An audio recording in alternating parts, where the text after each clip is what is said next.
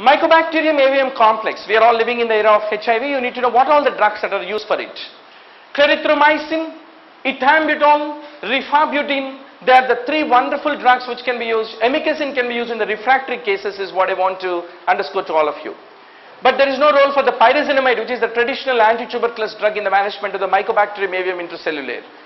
Clarithromycin inhibits the bacterial growth, and it will be typically blocking the peptidized tRNA from getting dissociated from the ribosomes, and this dissociation is required for you because of for the RNA dependent protein synthesis in the bacteria. If it doesn't happen, bacteria cannot survive. That's how it will inhibit the bacterial growth. How about the rifabutin, doctor? It is derived from the rifamycin S. There is one DNA dependent RNA polymerase. Typically it will be inhibiting it, and it will be preventing the chain initiation for the protein, for the DNA synthesis is what I want to underscore to all of you, for the protein synthesis. And let's go to the next question. Imiquimod typically has got what action? A good number of my friends have answered it does not have anti-tumor activity, but it has got anti-tumor activity. Good. If you have answered correctly, I am very happy. So please remember, imiquimod is used for the genital warts and for the skin cancer. Typically it's an immune response modifier. What it will be doing is it will be typically lead to the local cytokine induction in the skin, and it will be acting like an anti-neoplastic agent is what need to be basically remembered. It has got both antiviral and anti-tumor activity. Imiquimod is not a nucleoside analog like the other traditional antiviral agents or anti-tumor agents. Basically it will be inducing the formation of the alpha interferon. What is the role of interferon, doctor? Interferon will go directly and kill the virus? It can't kill. It will make the virus to become much more resistant against the action of the, it will make the cells more resistant to the action of the viruses. So basically imiquimod will cause the induction of the alpha interferon synthesis is what I want to underscore to all of you. So it has got antiviral activity. It has got indirect antiviral activity by inducing the interferon alpha, anti-tumor activity, and it will release the cytokines is what I want to underscore to all of you. Let's go to the next question, doctor. Without a question on malaria, there is no question paper. That is our fundamental dictum. Malaria, TB. In this part of the world, if we don't know to treat, we fail to do the, we are failing in our job, doctor. So you have a pregnant woman staying with you. What is the treatment of choice in pregnancy anti-malarial? Quinine is considered to be the treatment of choice. It is proved to be safe when used in normal therapeutic levels. The question is, it can lead to hypoglycemia.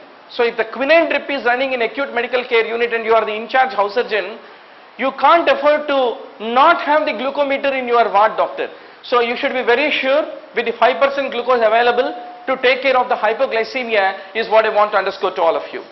Quinine can be oxytocic, but still it won't be really affecting the pregnancy. It can still be given. Chloroquine is also considered to be safe, but unfortunately we are living in rampant chloroquine resistance. That's the reason we can't rely upon it. And because there is anecdotal evidence that even quinine is developing the resistance nowadays, quinine plus sulfadoxine pyrimethamine is considered to be another combination. Even this can be given in pregnancy, but there is a small problem. If you give typically the sulfadoxine pyrimethamine, which is a slow-acting schizonticide, sometimes what happens is it can lead to folate deficiency, which can have an effect on the neural tube defects in the baby. So in first trimester, combining the sulfadoxine trimethoprim sulfadoxine pyrimethamine is not generally expected.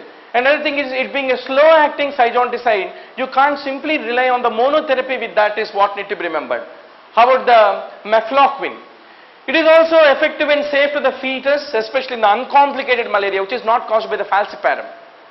But two drugs, doxycycline and the primarquine, absolutely contraindicated in the pregnancy is what need to be basically remembered.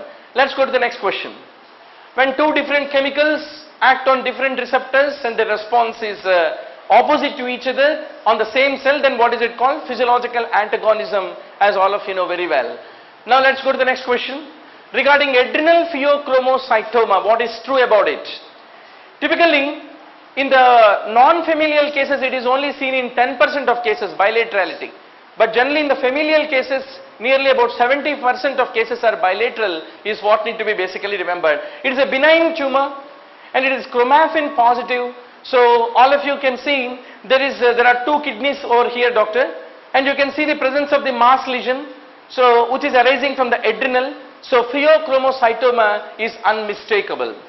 It can be part of the MEN2A, MEN2B, and the von Hippel-Lindau syndrome is something that should not be basically forgotten. And red proto-oncogene and the pheochromocytoma you should not basically forget.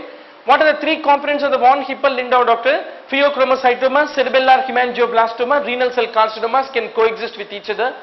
Pheochromocytoma can grow to a size of about 2 to 3 kgs, and it can weigh up to about starting from 100 grams to 3 kgs, but any time it is well encapsulated, highly vascular and benign, not malignant, is what I want to underscore to all of you.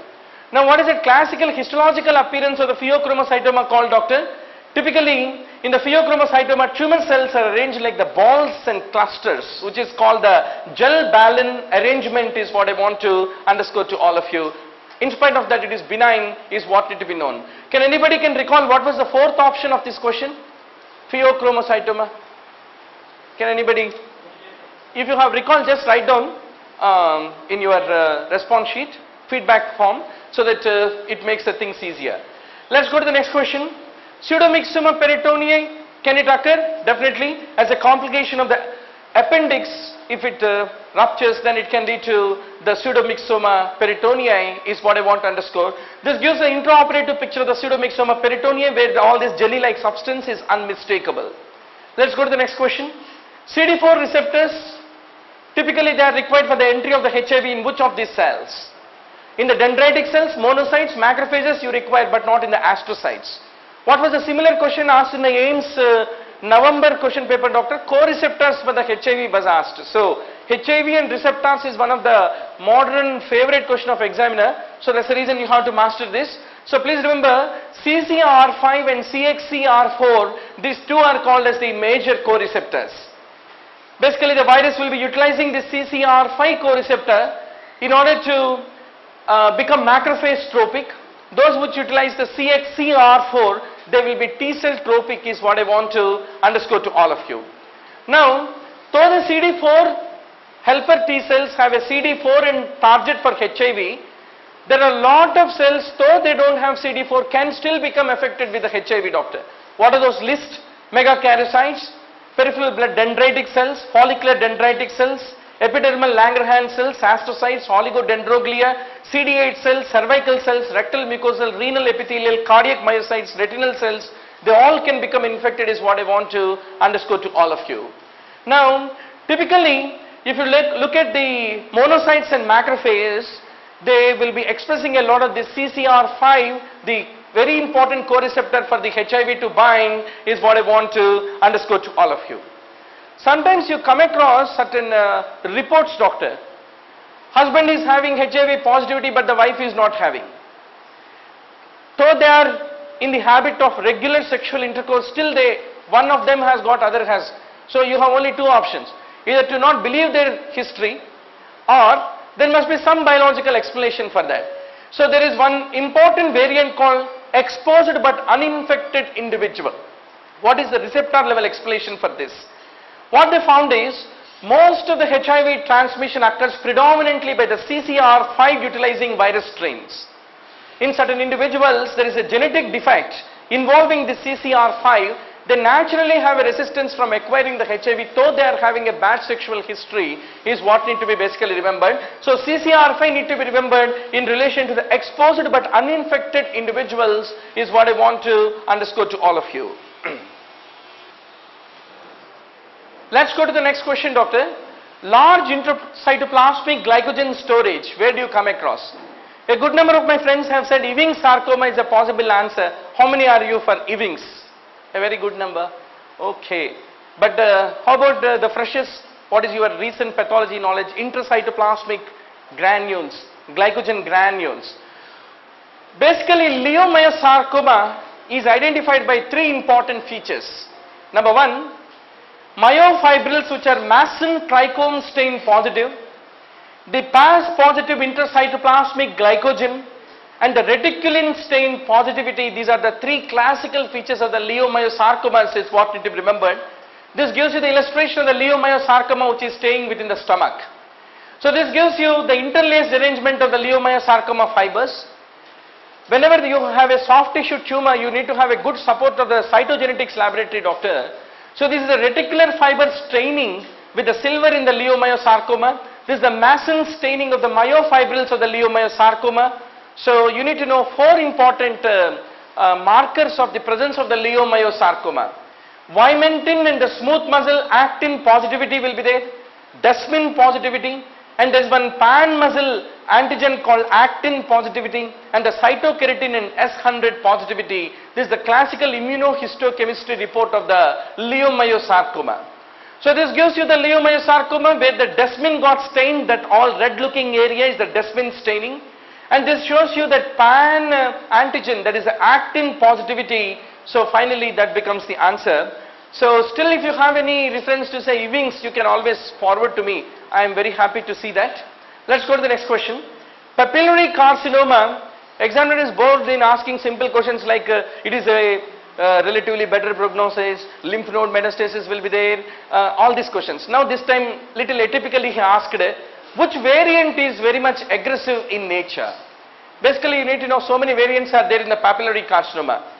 Encapsulated tumors, they are very benign, they are not aggressive. You have a diffuse sclerosing variety which is commonly seen in young individuals. It causes diffuse goiter without any palpable nodules. It has got abundant psammoma bodies. So this is a very important variant, doctor, but it has got a less favorable prognosis is what need to be remembered. You have a Hurtl cell variety.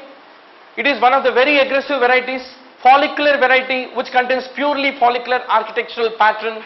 You have a tall cell variety in the papillary carcinoma. It is one of the most aggressive behavior that you can ever see in the papillary carcinomas. And you also have one columnar cell variety which is seen in the older individuals. It also has got a poor prognosis. This tall cell variant, one of the aggressive variant of the papillary carcinoma, what is very important to know is, this gives you the hematoxylin eosin stain preparation. DNA topoisomerase will be typically positive in all the nuclei in a tall cell variant of papillary cell carcinoma, whereas in the case of a normal variant you don't find that much of positivity is what need to be remembered.